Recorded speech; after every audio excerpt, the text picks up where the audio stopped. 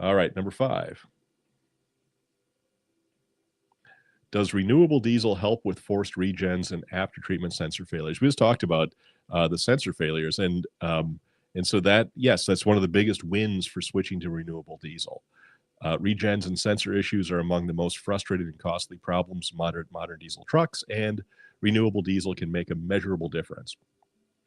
Cleaner combustion equals less soot, less junk in your DPF, less regens, etc.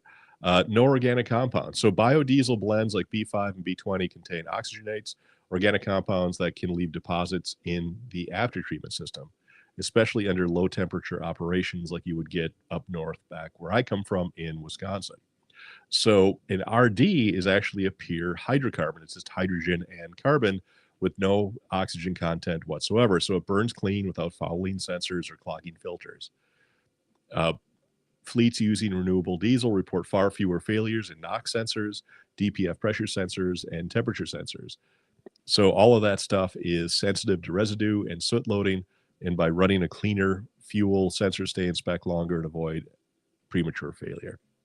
One example is a large fleet switch from B5, which would be 5% biodiesel, to RD completely. So there's B5 stands for biodiesel, the 5 is the percentage, and then RD stands for renewable diesel.